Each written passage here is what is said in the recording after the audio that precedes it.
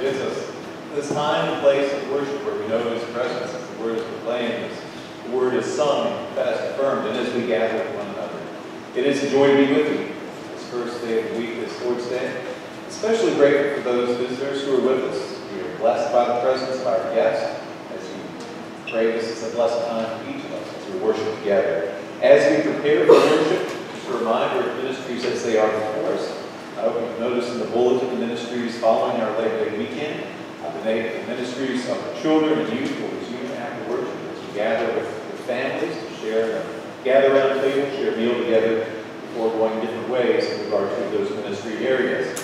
Reminder as well that children's choirs will be here again tomorrow after worship.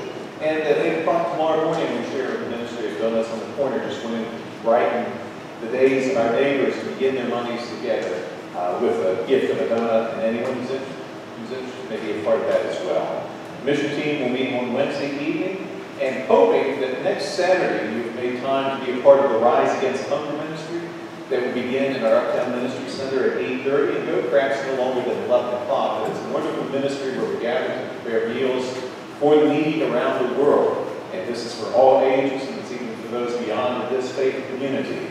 So I hope you'll be a part of that next Saturday morning. Before us, a representation of the Scripture as it is before us, the Gospel of Luke.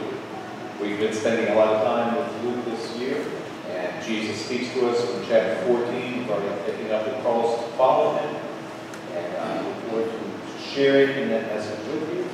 I invite us now to prepare to worship God together.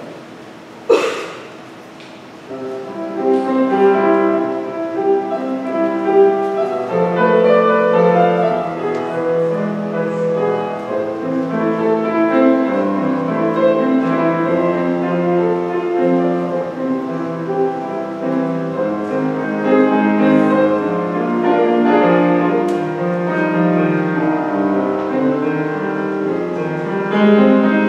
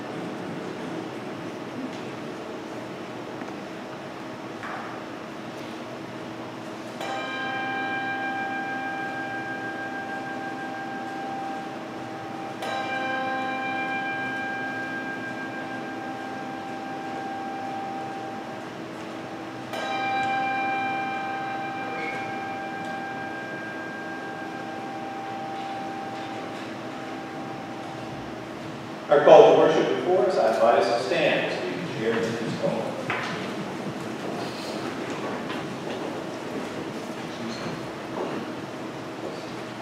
You may be seated.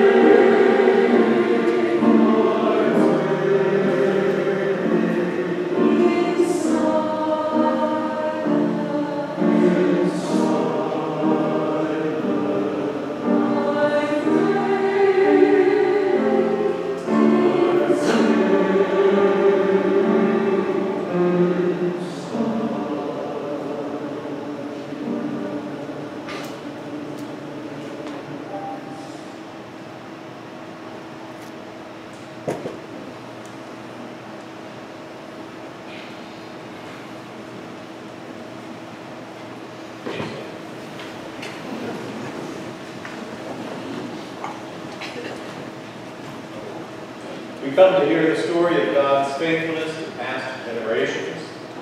But we also look to the future as well as the past. The God who was with our ancestors is with us as well. Then we can go forward in hope.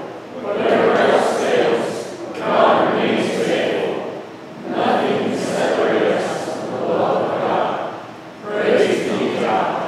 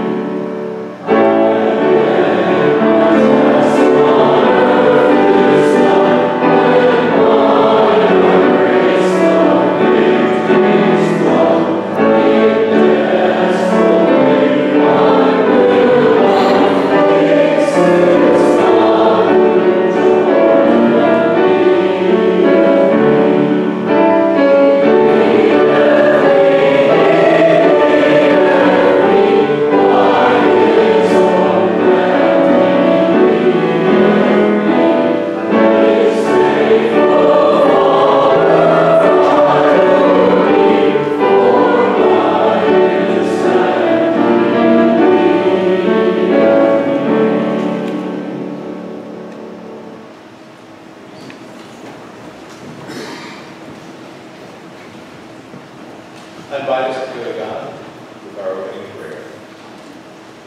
Let us pray. We recognize, O God, you bless each one with skills, talents, abilities, and opportunities to minister. Help us to use our gifts for service, ministry, in our congregation, our neighborhood, city, and wherever we have opportunity. And now, O God, through the power of the Holy Spirit, we are assured of your great love for us, and renew our commitment to follow Jesus Christ. Amen. Share the word of God. First, this comes to us from the book of Deuteronomy, the 30th chapter, verses 15 through 20, as God speaks to people about some choices they have to make with regard to allegiance to Him as they step into the promised land. First, we pray.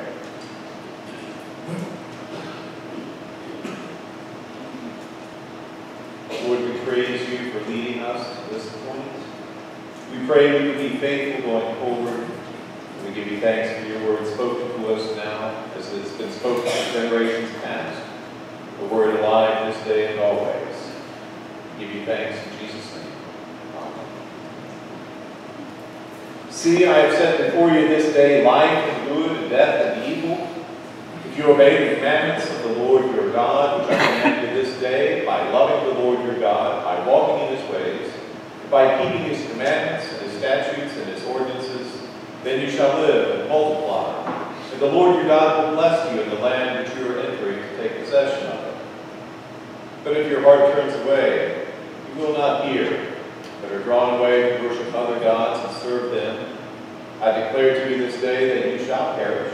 You shall not live long in the land which you are going over the Jordan to enter and possess. I call heaven and earth to witness against you this day, that I have set before you life and death, and blessing and curse. Therefore choose life, that you and your descendants may live, loving the Lord your God, obeying his voice and cleaving to him. For that means life to you and length of days, that you may dwell in the land which the Lord swore to your fathers, to Abraham, to Isaac, and to Jacob, give them. This is the word of our Lord. Thanks be to God.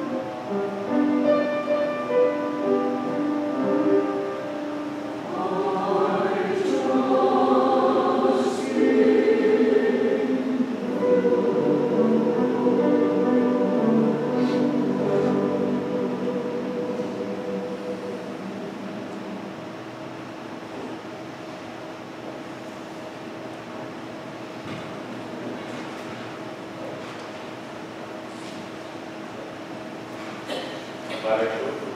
Let's make sure our children.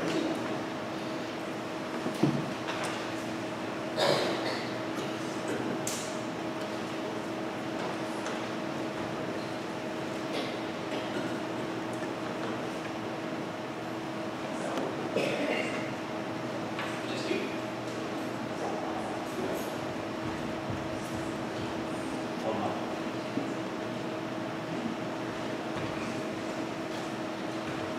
Hey, you guys are very free today.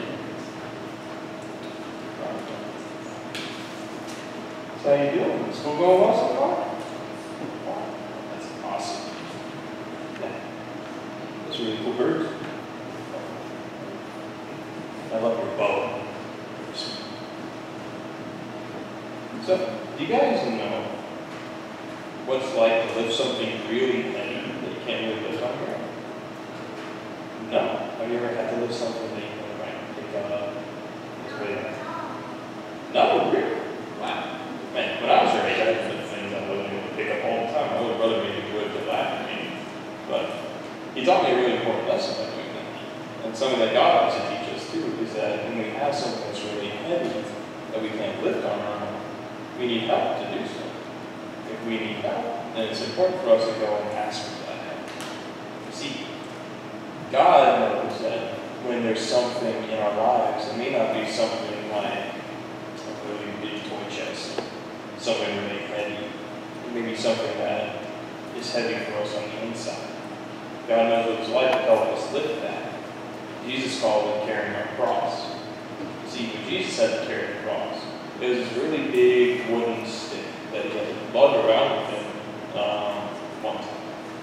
And he had to lug it around with him. It was really hard for him to carry. And when Jesus said for us to carry that, he's saying that there are going to be things that come our way that are going to be really hard for us to carry. And even Jesus needed help to carry his cross. So people sent another guy to help him carry it. So when we have our crosses that we carry, Jesus is there to help us carry it because he knows what it's like to have a hard time carrying something so heavy. So when there's something heavy that you can't lift on your own, or you need help doing something, always remember to ask for help from somebody who's able to do it. And the only person who's really able to help us carry the really heavy things is Jesus. And he's perfectly good at doing it because he's super strong. So let's bow our heads and pray. Dear Heavenly Father, we thank you so much for helping us to carry the heavy things in life. That you lead us and you guide us and you're there as a helping hand. You don't just tell us to carry it ourselves, but you get down there with us and you help us carry it because you love us. We thank you so much, Jesus. In your personal name we pray. Amen.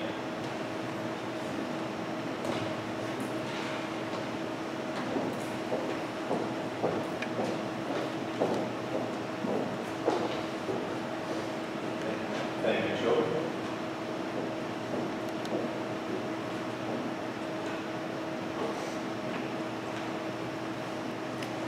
Again, the Gospel of Luke is before us, chapter 14. We hear these words of Jesus, verses 25 through 33. Now great multitudes accompanied Jesus, and he turned and said to them, if anyone comes to me and does not hate his own father, mother, wife, and children, brothers and sisters, yes, and even his own life, he cannot be my disciple. Whoever does not bear his own cross and come after me cannot be my disciple. For which of you, desiring to build a tower, does not first sit down and count the cost, whether he has enough to complete it? Otherwise, when he has laid a foundation and is not able to finish, all who see it begin to mock him, saying, this man began to build and was not able to finish. Or what king, going to encounter another king in war, will not sit down first and take counsel whether he is able with 10,000 to meet him who comes against him with 20,000? And if not, while the other is yet a great way off, he sends an embassy and asks terms of peace. So therefore, whoever of you does not renounce all that he has cannot be my disciple. This is the word of our Lord. Well, for those leaders in the Christian church who make decisions about the seasons of the church year, may I make a suggestion? My suggestion? I would like to switch a couple of these seasons, if you allow me. You see it as it is now, the seasons of the church year are lined up in this order. We begin with the season of Advent, preparing us for the birth of Jesus. We then have the brief season of Christmastide. Then we move to the season of Epiphany, reminding us Jesus is the manifestation of God's salvation for all. Then the season of Lent, leading us to Good Friday. Next, the season of Eastertide, calling us to live in the light of the resurrection. Finally, the season of Pentecost, in which we now find ourselves, until we begin a new church year with Advent. My suggestion, let's switch the seasons of Lent and Pentecost. If I'd like to get a second, I'd like to speak to that. I say this because remember the 40-day season of Lent leads us to recall Israel's 40 years of wandering in the wilderness, and Jesus' 40 days of temptation in the wilderness. A season full of barren places, offering us little of any relief. That we recall is the season we call Lent. So why does it feel so much like this season of Pentecost? I mean, this season which we now travels seems to be a lengthy, barren season. Seems to drag on endlessly, offering little refreshment to us travelers. We look behind and we see times of celebration in the church, such as the day of Pentecost and Easter, are so distant we hardly recognize them from here. We look before us and the birth of Jesus has yet to come into view, and here we are. Doesn't it feel like the wilderness? And not only this, in this wilderness wanderings of Lent, we are called to self-examination, to see if we can carry the cross of Jesus, to see if we are able to follow him. Well, we find these questions are before us in Pentecost as well. In recent weeks, we have heard Jesus speak of how allegiance to him will bring turmoil within our own homes. We've seen him in conflict with religious leaders regarding who can come to the table. Today we hear Jesus speak of relationships at risk because he shows up. So welcome to the wilderness. And again, my suggestion, let's switch the seasons of Lent and Pentecost, for this season seems to be a dry season in the church here, doesn't it? A time in need of some inspiration. The Labor Day weekend, we know, is behind us. Vacations have passed for many. School has begun. Still, we're in summer. It is hot. It is dry. We finally made it through August. Do you know how many days are in August? 83. I counted. 83 days in August. Trust me. And all leading us to these words of Jesus this morning. This morning, finding us in the wilderness of Pentecost. Well, Jesus, our journey is tough enough. Do you have to set these words before us? If anyone comes to me who does not hate his own father, mother, wife, children, and brothers and sisters, yes, and even his own life, he cannot be my disciple. Whoever of you that does not renounce all he has cannot be my disciple. Well, our season has just become more trying. Such harsh words, words speaking to what it costs to follow Jesus. I mean, with words such as these, it's a wonder any of us are here. So what is it that sets the stage for Jesus to speak these words? Well, it's important we notice a couple of things. For one, we are not told Jesus is out calling disciples. Instead, we are told great multitudes accompanying him. There is a difference. The difference being that these multitudes accompanying Jesus may be enthusiastic, may be attracted to Jesus, yet have no idea what is involved in living as a disciple of Jesus. But we understand. In fact, we at times foster this idea that to live as a disciple of Jesus is fun and games. We invite people to church and speak of the positive aspects of the church, the music, the programs, and worship space, and friendly people and missions, and all of this is understandable. Our Christian bookstores witness to the way in which we sell the Christian faith. Glossy book covers with upbeat titles and feel-good messages telling of the glories to be ours if we follow Jesus. So it's not our practice to speak of the demands upon us, what it may cost, what is expected if we join the Church of Christ. No doubt, we know of those who have come to church with great enthusiasm, excited to be a part of this place where lives are changed, people are blessed.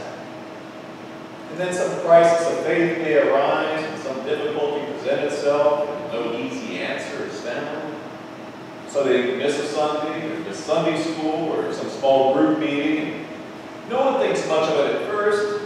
Then after a while, someone asks, does anyone know what happened to? A sad story, unfolding countless times in the life of the church. Yet the story Jesus wants to avoid with his words to these crowds.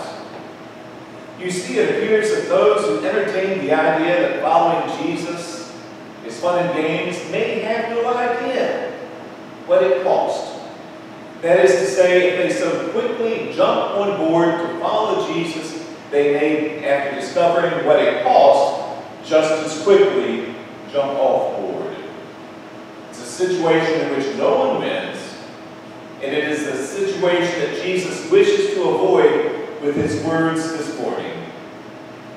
You see, Jesus doesn't want to invite failure on the part of anyone. He doesn't want to be a part of a scenario in which someone excitedly says yes to him, only to see that person who said yes is unable to keep his word. Jesus would prefer this. If you say yes to following me, be sure you know what you are saying yes to. Be sure you are prepared to pay the cost. Like a man wishing to build a tower. Be sure you have the materials you need so as to complete what you begin. And like a king going to war, make sure you have the forces necessary to overcome your rival. You do not wish to leave unfinished what you have begun. You do not wish to leave such pursuits incomplete.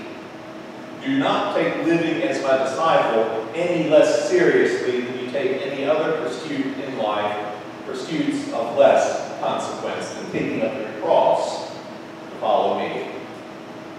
You see, Jesus would rather have us count the cost, admit we find such cost excessive, and say no to him, rather than saying yes, only to fail.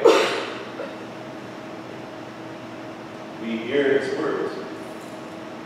And perhaps in spite of our difficulty in hearing his words, we appreciate his honesty.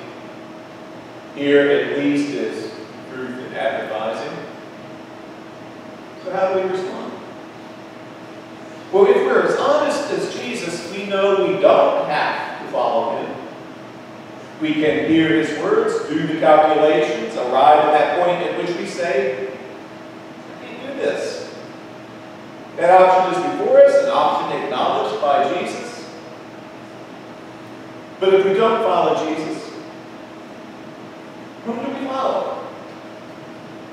We know we follow someone or something. None of us here lives in a vacuum with reference to no one or anything. So if we engage in the calculations Jesus invites, determined discipleship of Jesus is not for us, then who do we follow? I'm not speaking only of other faith options. And we know the Bible knows well there's no shortage of idols to which we may hitch ourselves. Given the consequences we know for deciding to follow Jesus, relationships lost, selfish pursuits denied, taking up the cross, it may be we choose to live our lives in pursuit of something other than Jesus. It is clear there are consequences to following Jesus, just as there are consequences to not following him. Our lives are shaped differently if we follow Jesus, aren't they? Jesus turns everything upside down for us. We say life is found in what we gain. Jesus says life is found in what we lose. We say life is found in accumulating for ourselves. Jesus says life is found in denying yourselves.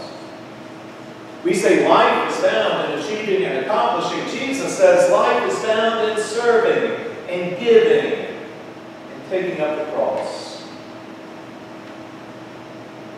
But I notice you're here today. Despite any hesitation we may have about following Jesus, despite any uncertainty, we've stirred ourselves to come and worship Jesus. Because in spite of ourselves, we want to have something to do with Jesus.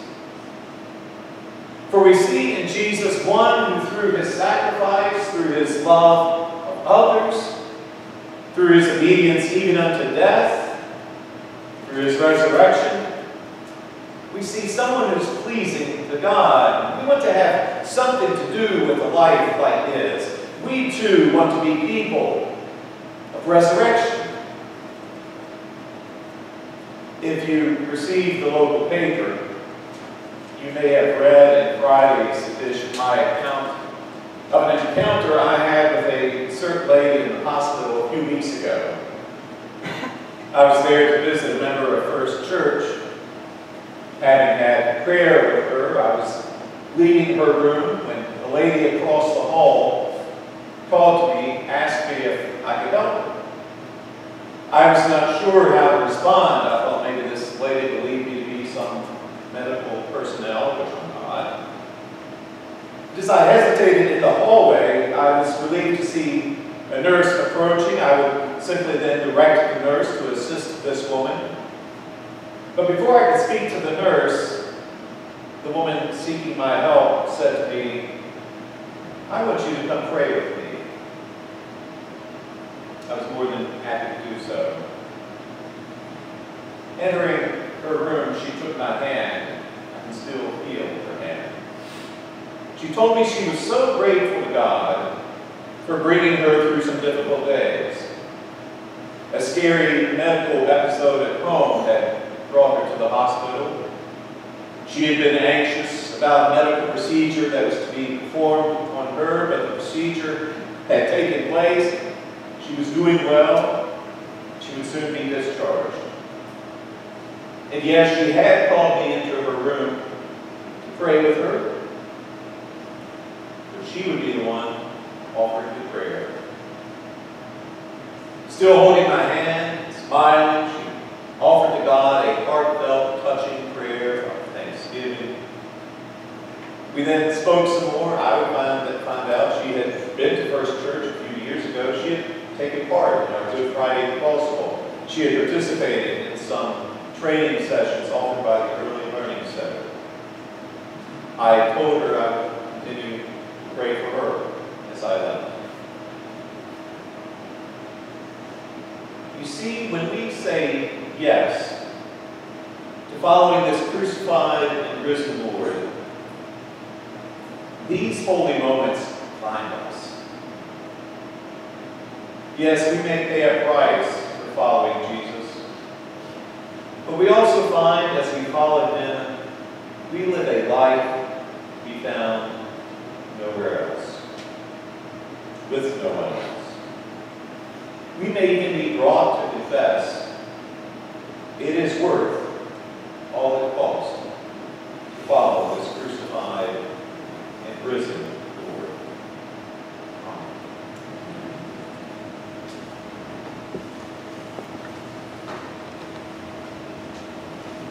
Stand as we sing.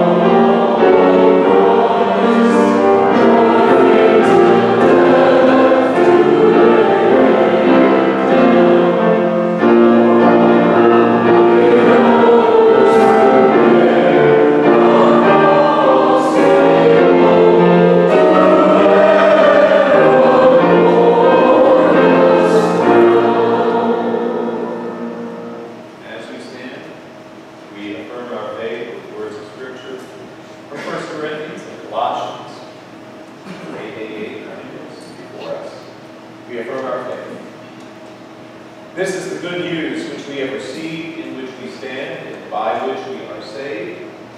Christ died for our sins, was buried, was raised on the third day, and appeared first to the living, and then to Peter and the 12, and then to many faithful witnesses.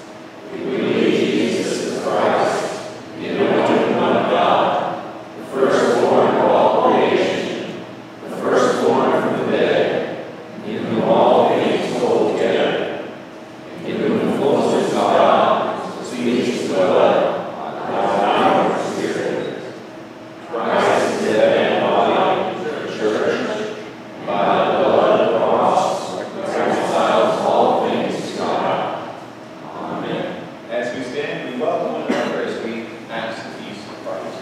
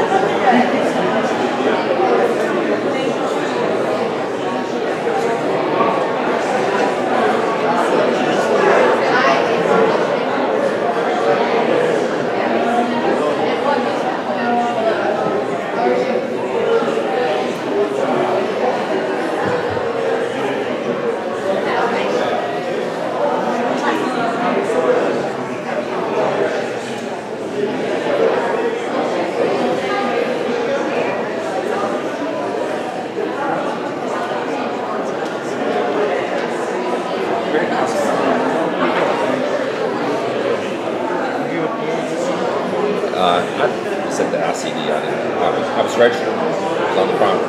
But I just did the ICDC. And then go to the exhibit hall this year. Just put the register. Well, they have to. Doesn't matter. It's a little bit too much to do. Yeah, I know. When I saw you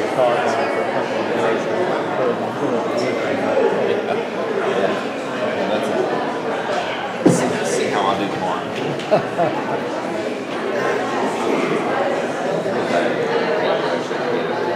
to activate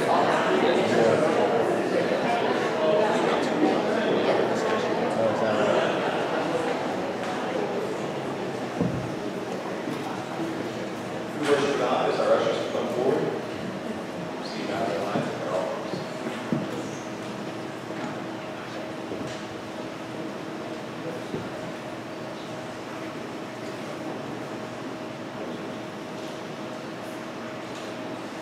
Let us pray.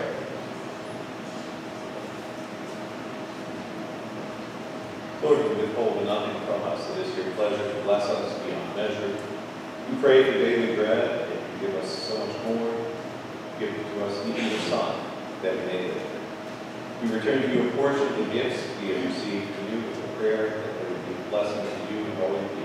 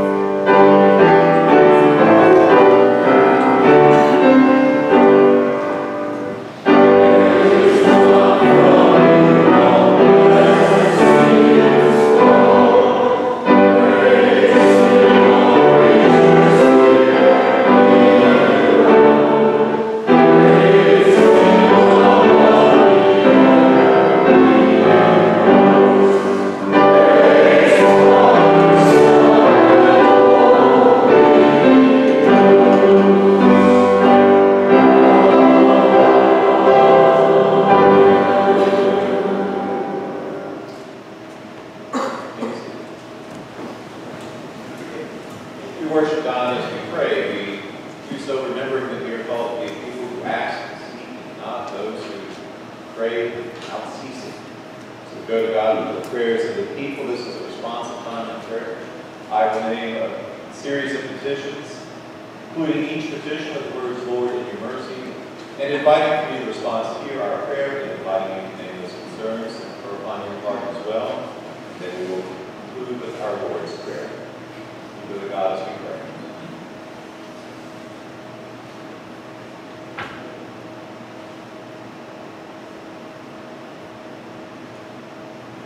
Lord, we know you continue to call us to follow you. You call us to take up our cross, to follow, to live as your disciples. You call us even though the cost seems hard. Lord, you will not let us go. For this we give you thanks. You assure us that you are the God who walks with us always through all things, that nothing can separate us from your love. And we know that even when we stray or fall short and miss the mark, you continue to reach toward us, call us to follow you, to know the fullness of life that is found only in you. For your love which knows no bounds, for your call which will not end, we give you thanks. We pray that we will grow in faith, we grow in obedience, walk more closely, more faithfully with you. Lord, in your mercy, hear us, Lord, as we pray for the people of this congregation. Lord, in your mercy, hear our prayers.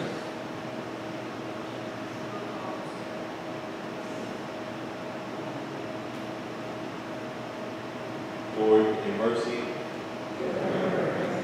hear us, Lord, as we pray for those who suffer and for those in trouble. Lord, in your mercy, hear our prayers.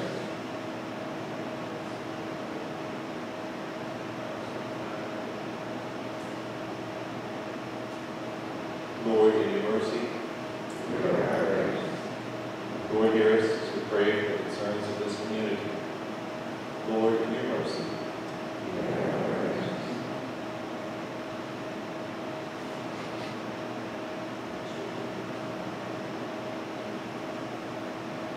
Lord, in your mercy, hear our prayers. Hear us, Lord, as we pray for the world, its peoples, and its leaders. Lord, in your mercy, hear our prayers.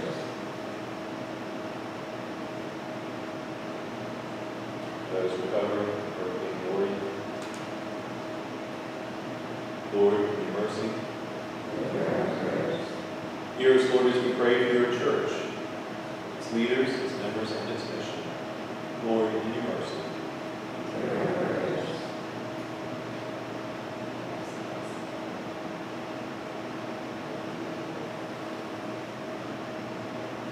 Bishop Lewis and his states, ministers of First Church. Lord, in your mercy, hear our prayers.